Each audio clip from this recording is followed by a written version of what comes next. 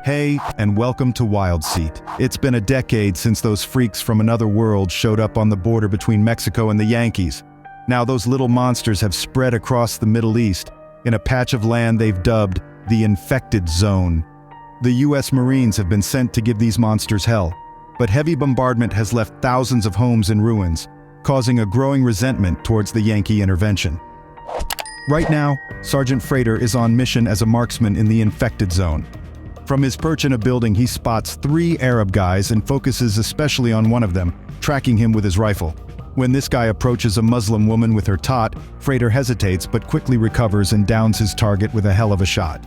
Then he vanishes into the market bustle to blend in and reach his car. As he leaves the city and heads to the Gringo base, he looks out at the disaster of the terrain, where the explosions and remnants of the monsters have become part of the daily landscape. On the other hand, in Detroit, a group of buddies enjoy time with their loved ones before heading back to the mess of the Middle East. Michael, a parentless kid, goes to fetch Frankie, who's like a brother to him, but finds him in the middle of a makeout session with his girl. Then, along with Inkalar, they drop by the hospital where Sean's wife is giving birth. The 4 pals, who grew up together and bonded even more when assigned to the same military unit, share this big moment. Sean's wife wishes he could stay a little longer, but Sean needs a distraction before returning to the war maelstrom.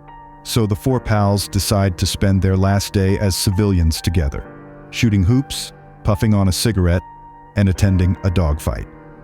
This fight is especially illegal because it pits a mutt against a baby monster. Although the dog seems to have the upper hand at first, the little monster soon rallies and kills the dog. Angered, the dog's owner shoots the monster. The pals' day ends in a bar, followed by a wild night filled with substances, girls, and general chaos. The next day, the crew lands in the Middle East in helicopters, which gives them a glimpse of the mess they're dealing with from the devastation of the terrain.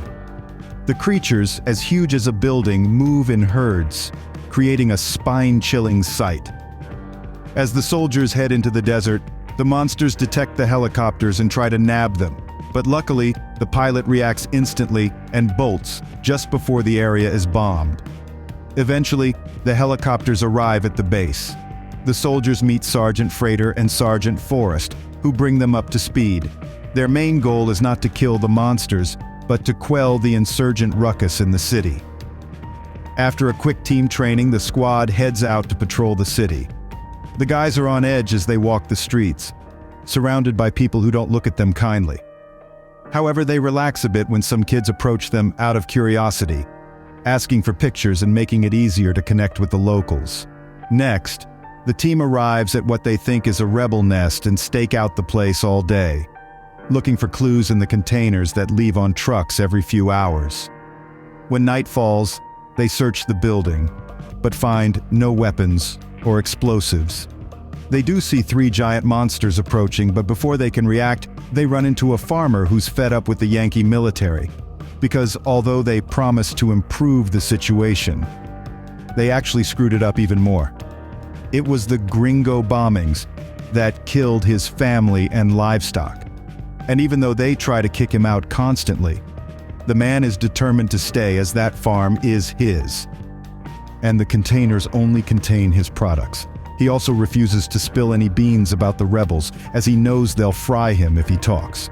The monster keeps getting closer, but the farmer won't stop ranting at them, so, in a moment of panic, Michael ends up beating the farmer until he's knocked out. When one of the monsters finally arrives at the farm, the squad opens fire immediately, blasting it with several shotgun rounds until the monster falls dead. Then, planes take care of the other 2 by bombing them. Afterwards, the team returns to camp, and Frater tears into them for not spotting a civilian in time to prevent him from getting in the way. They were lucky it was just a farmer because it could have been a terrorist. If the team isn't sharp enough, they could cause the death of the whole squad.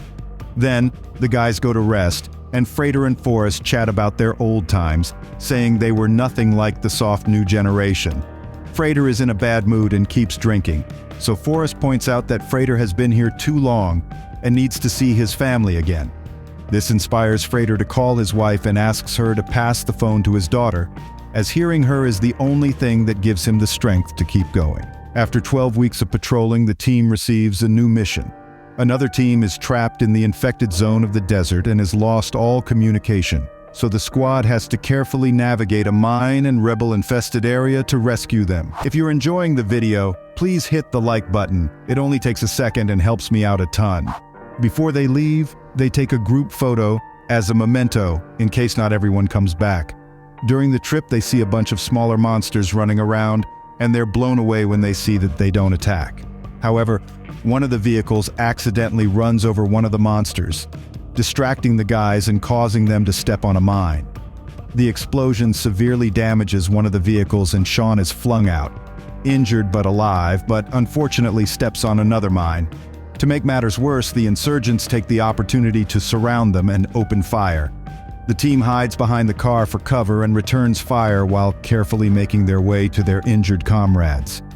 Freighter checks inside the car and is shattered to find Forrest already dead, while the others drag Sean's body to check his injuries, finding out he has lost his legs. After making the best makeshift bandage they can for Sean, the troops lift him up and hustle to the nearest building, with Freighter covering their backs. The guys are so pissed about what happened that they're firing wildly, so Freighter has to yell at them not to waste bullets and to aim properly. As the team struggles to defend the building, they try to call for backup, but they're told that HQ can't locate them anywhere. Inkalar works hard to pump Sean with medicine and stop the bleeding, but no luck. The poor guy has already lost a lot of blood and kicks the bucket. Just then, smaller monsters start to arrive, and HQ tells them over the comms that they're sending a drone to blow up the area.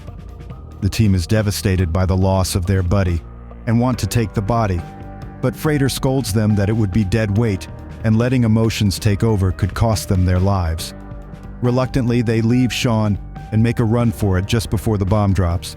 After several long hours running through the desert, the team comes across an abandoned building and makes sure the coast is clear before stopping to rest. While Freighter tries to communicate with the base again, suddenly 2 sniper shots ring out.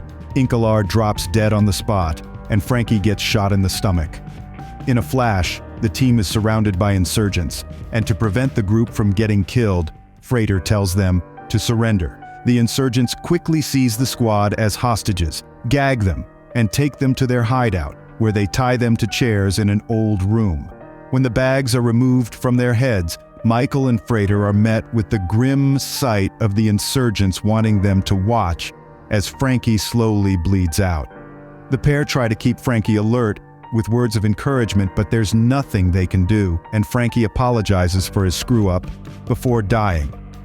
Michael completely breaks down, throws his chair to the floor, and faints after hitting his head hard.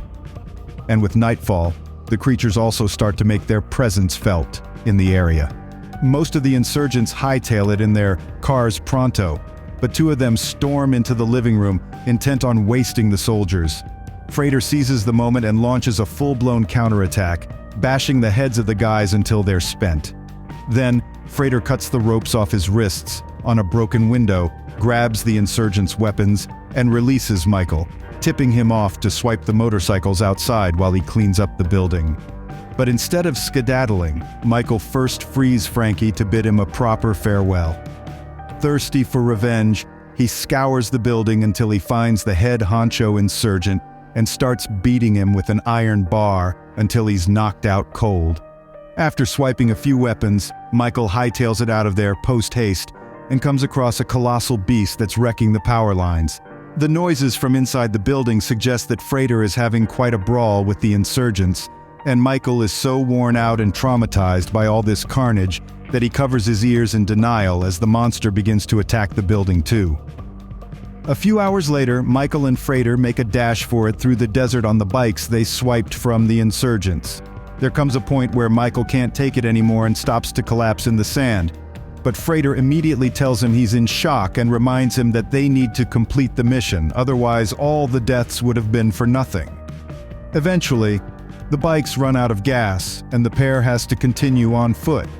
When they reach a rocky area, they come across an abandoned train car and decide to spend the night there. They share tales about their hometowns and families. And Frater confesses that he's been in the army so long that when he returns home, his daughter doesn't recognize him.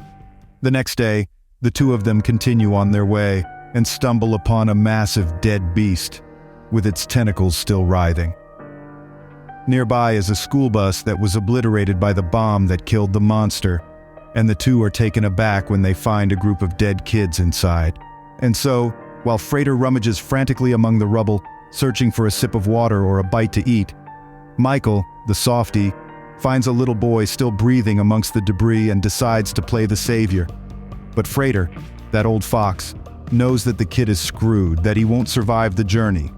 He tries to give him a merciful death, placing his hand over his mouth and nose, but the little one clings to Michael's hand and the sentimental guy can't bear it and makes Frater stop. Just at that moment, some locals on horseback appear, as if out of an old Western movie. Frater, always ready for danger, draws his weapon in a flash. But Michael, the goody two-shoes, hands the boy over to a woman and surrenders like a puppy. Grateful for having saved one of their own, the locals decide not to blast them and take them to their camp. After taking a dip in an oasis and seeing the boy well cared for, Frater and Michael decide to share a meal with the locals. They eat, sing, and even smoke, forgetting for a while about the monsters roaming in the distance. When night falls, Michael sees the woman leave the camp with a group of lanterns and decides to follow her like a puppy after a ball. It turns out the lanterns are to pay tribute to the children, who are taken out of the bus and buried with dignity. And when a monster approaches, the woman just sits down to watch it. Michael, always curious, does the same and gets a surprise. The monster is there to mourn its fallen brother, scattering luminescent spores that create a light show. Meanwhile, Frater, who had been watching the rescued boy, starts to lose his marbles when he sees that the boy is also dying. When Michael returns to the camp, Frater smacks him for flirting with a girl instead of focusing on the mission, then drags him to see the boy's body, reminding him that in war one can't play hero or feel anything. After the drama, they leave the camp to continue their mission. As they leave, they come across a boy with a can in his hands, which when opened, reveals a small monster. What a surprise! Michael, the Good Samaritan, takes the can and releases the little monster, letting it burrow into the sand as if it were just a puppy playing. A couple of hours later, they arrive at their mission location, only to find a city that seems to have been the target of a bombing run. They walk through the deserted streets, but Michael, turning behind a building, comes across a group of kids playing soldiers with real weapons. Frater, with his brow furrowed, demands to know where they got those weapons, and the kids lead them to a building where they discover that the team they were supposed to save is deader than a doornail. Frater, realizing that he's lost his team for nothing, finally flips his lid and starts threatening the locals, demanding to know who the son of a gun was that killed the soldiers. He's talking like a madman, not giving a hoot that they're civilians or that there are kids watching. When he shoots a man, Michael is forced to point his gun at his commanding officer, but Frater doesn't calm down. He starts questioning why the hell he's here in the first place and threatens the civilians again, leaving Michael with no choice but to pull the trigger. Frater falls to his knees, clutching his head, unable to take in the magnitude of the tragedy.